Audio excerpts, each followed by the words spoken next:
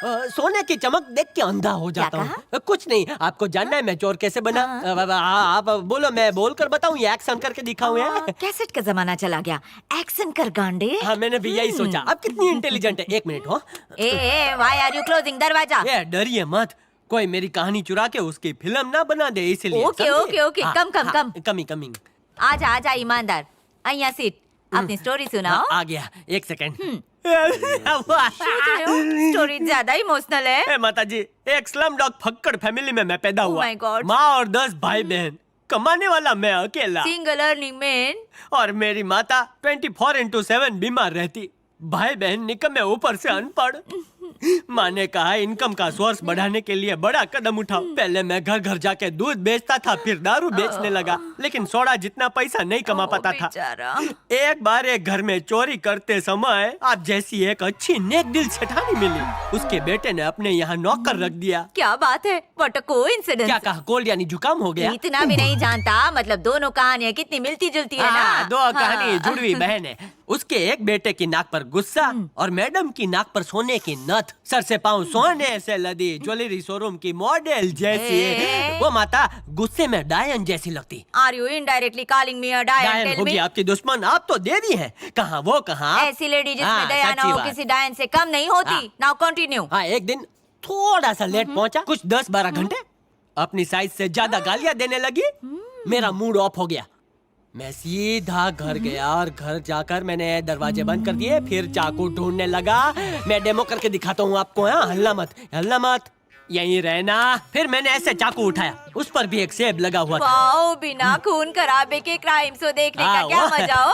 फिर सेब को निकाला और स्टाइल से फेंका, फिर गर्दन पे रख दिया। अगर मैं होती ना तो बुढ़िया की गर्दन काट डालती। उससे तिजोरी की चाबी मांगी। बिल्कुल करेक्ट किया हो। क्या मोटी बुद्धि की औरत, तुझसे चाबी मांग रहा हूँ। मुझे फील हो रहा है वो ओल्ड वुमन मैं ही हूँ। अरे कहाँ फंस गया मैं? बात को समझ, तुझसे चाबी मांग रहा हूँ। कैरेक्टर में घुस गया हूँ। एक शब्द बोला तो आर पार करके परमानेंटली सुला दूंगा। इतना भी नहीं पता चाबी तकिए के नीचे छुपाते। ओह, आजकल सेठ लोग चाबियां छुपाने के लिए क्रिएटिव आइडिया ढूंढते हैं। जाके उस चाबी को निकालो और अलमारी खोलो, जो भी हीरे मोती जवाहरात कैश है सब बाहर निकालो। उसके बाद ईमानदार भद्रेश 1008 बार बोलो। खजाना मिलेगा ना मुझको? क्या जोक मारा?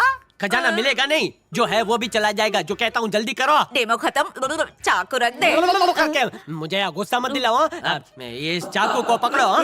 मजबूरी है, एक हाथ से लॉकर नहीं खोल सकता ना। कोई खिलौना नहीं है, खेलने मत लग जाना। नहीं खेलूंगी। मंत्र तेरे पप्पा पढ़ेंगे क्या? हाँ, बोलती रहो। ईमानदार भद्रेश, ईमानदार भद्रेश। ये चाबी है ने? ठीक है। सही पकड़े। आज हाथ मौका लगा है। ईमानदार भद्रेश, ईमानदार भद्रेश, ईमानदार भद्रेश। जेवर, कैश, गोल्ड सब गया। मेरी फेवरेट साड़ी। अबे पिक्चर समझायू। उस दिन मैं चोरी करके जा रहा था तो उसका बेटा ऐसे ही स्टाइल में खड़ा था, लेकिन उसका बेटा ऐसा सुपर हीरो नहीं था ना। फिर मैंने उसको धक्का मारा और ये कहानी खत्म होती है। नमस्ते, आओ जो। मम्मी बताओ ने, ये एक नाटक था। अबे तू 35,000 की साड़ी अंदर रख।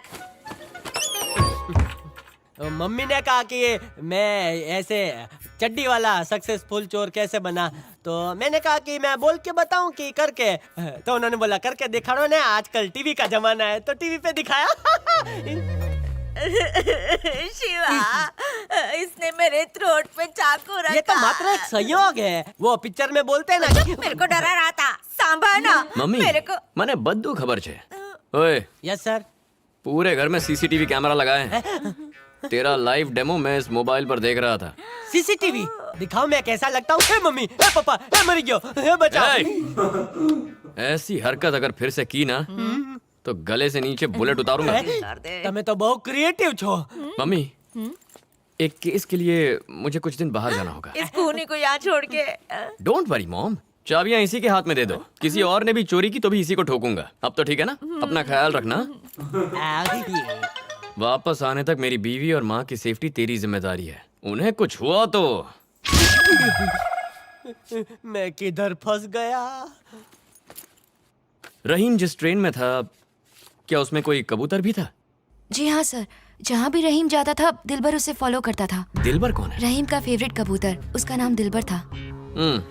वो दूसरे कबूतरों से कहीं ज्यादा समझदार था और हर साल पिजन टूर्नामेंट में वो हमेशा फर्स्ट प्राइज जीता था। वैसे ये पिजन टूर्नामेंट क्या है? कबूतर पालने वाले लोग अपने पक्षियों को एक एनुअल रेस में उतारते हैं। इस रेस को होमिंग पिजन कहा जाता है। हर पार्टिसिपेंट रेस में 5 से 10 कबूतर उतारता है। रेस से ठीक एक दिन पहले इन सभी कबूतरों को पिंजरों में रखकर ट्रक या ट्रेन से रेस के लिए लाया जाता है।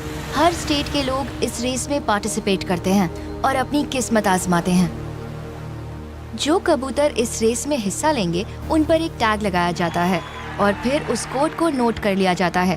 टैग लगाने के बाद वही कोड उनके मालिक को भी दिया जाता है ताकि विनर की पहचान हो सके।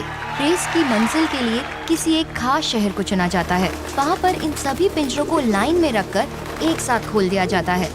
चाहे कबूतर को किसी भी शहर से उड़ाया जाए, वो लौटकर अपने मालिक के पास ही आता है। जो कबूतर पहले पहुँचता है वो रेस जीत जाता है। पिछले कई सालों से रहीम ही रेस जीतता आया है। जितनी ट्रेनिंग वो अपने कबूतरों को देता उससे कहीं अधिक वो उनसे प्यार करता था। उसका फेवरेट पिजन था दिलबर, पिछले 3 सालों का विनर। अगर जीत नहीं सकता तो काहे को रेस में हिस्सा लेता है? कबूतर उड़ाना तेरे बस की बात नहीं है। तू जाके मच्छर उड़ा। तू ऑस्ट्रेलिया से, हंगरी से दुनिया के महंगे से महंगे कबूतर मंगाता है, लेकिन जीतता वो 2 कौड़ी का बिरयानी वाला है। कुछ सोचो जाकिर। हमें हर हाल में अगले साल कबूतर रेस जीतनी होगी। जीतना कैसे है वो तुमको देखने का है। सिर्फ बंगला प्रॉपर्टी से किसी का रुतबा नहीं बनता, जीतने से बनता है। जीतने वाले को कितना पैसा मिलता था? 50,000 कैश और 10 ग्राम गोल्ड। अगर रहीम का कबूतर मुझे कुछ बताना चाहता है तो वो जरूर मेरे पास आएगा। सत्या, सत्या, क्या हुआ माँ, क्या बात है? चैनल से कॉल आया था कि मुझे शूटिंग के लिए आउटडोर जाना है। मैंने हाँ भी कह दिया, लेकिन अचानक उन लोगों ने लोकेशन चेंज कर दिया और ऊटी कर दिया। अब मैं ऊटी कैसे जाऊँ? मुझे 4-5 दिन बाहर रहना पड़ेगा। वो क्या है ना, मेरे को अकेले जाने को डर लगता है। अब तू ही मेरे को सजेशन दे ना, क्या ये तो करूं? बहुत ग्रेट न्यूज़ है, आपको जाना चाहिए। तुम्हें तो ये ग्रेट न्यूज लग रही है, लेकिन तुम यहाँ अकेली कैसे रहोगी? मैं तो अकेला रह लेगा मम्मी जी। क्या आप अकेला जा पाएंगे? मैं अकेली कहाँ हूँ, शूटिंग वाले साथ में है ना। मैं भी अकेला कहाँ रहेगा, घर में और लोग भी तो रहेंगे। कौन? मिस्टर ईमानदार एंड कंपनी। अरे वाह, तेरा दिमाग तो बहुत शार्प है। अपना ख्याल रखना हो। जाओ एंजॉय करो। तांडव कैसा भूत जैसा डराता है रे। क्या जय श्री करूं, कृष्ण। इस खूबसूरत हुलिये में पहचान नहीं पाया। मैं बहुत ब्यूटीफुल लग रही ना। डायनासोर अपने अंडे ऐसे घोंसले में देते होंगे ना। गधेड़ा कहीं का। अमेरिका से भी लाई हूँ। तेरे को क्या मालूम, लो ग्रेड आदमी, कामचोर। देख मेरी बहू कितनी हिम्मत वाली है। तू तो मेरे को देख के डर गया। क्या बताऊं, आपने उन्हें बीड़ी पीते देखा नहीं है ना, इसलिए। बीड़ी? मेरी बहू कभी बीड़ी नहीं पी सकती। तू भी बाहर जाके पीना अगर तेरे को पीना हो तो। हाँ, मेरी बहू का ख्याल रखना और कुत्ते के साथ सो जाना डर लगे तो। किससे डरूं, इस बहू से या इस घर के कुत्ते से डरूं? है मेरा ख्याल रखने के लिए मैं भूतनी से तो नहीं बोलूंगा। ए, मम्मी।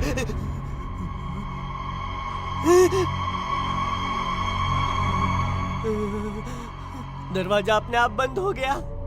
मरने के बाद मेरी आत्मा यही लेफ्ट राइट घूमती रहेगी।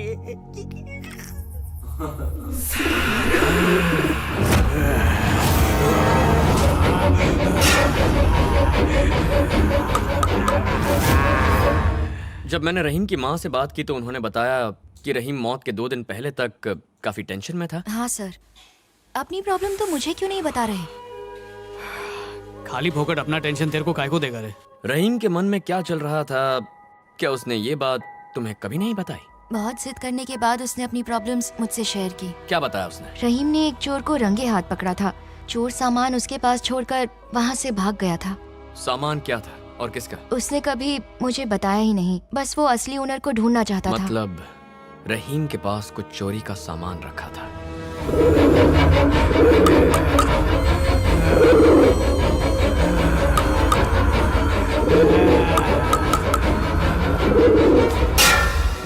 ये बात इतने दिनों तक पुलिस से क्यों छुपा कर रखी? क्योंकि वो चोरी का सामान लौटाने ही वाला था, इसलिए हमने ये बात छुपाई, और कोई वजह नहीं थी। किसका सामान था वो?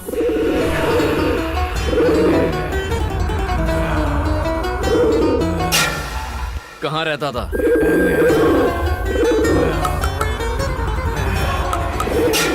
वो कौन है या कहाँ रहता है ये उसने नहीं बताया, लेकिन एक दिन पहले उसे एक नया ऑर्डर मिला था। वो बहुत खुश था, पर अगली सुबह हमें उसकी डेड बॉडी मिली सर।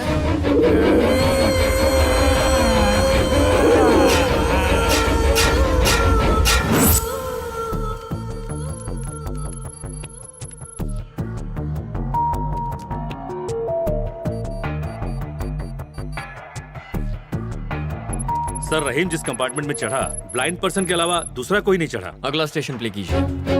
सर, ये रात की लास्ट पैसेंजर ट्रेन थी। इसमें सिर्फ 20 पैसेंजर्स ही थे। Next station. सर, आखिरी स्टेशन आने तक ना ही उस डब्बे में कोई चढ़ा और ना ही कोई उतरा। कंपार्टमेंट में जो ब्लाइंड पैसेंजर चढ़ा था, किसी न किसी स्टेशन पे तो उतरा होगा। कहीं रास्ते में तो नहीं गिर गया? हाँ हाँ, अभी पता करते हैं। आप गाड़ी को आगे चलाओ। ठीक है, मैं चेक करता हूँ। हाँ। सर, वो अंधा आदमी किसी भी स्टेशन पे नहीं उतरा।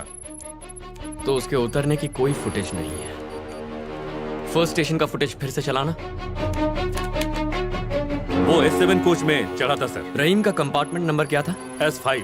रहीम जिस जगह से नीचे गिरा उसके अगले स्टेशन की फुटेज दिखाना।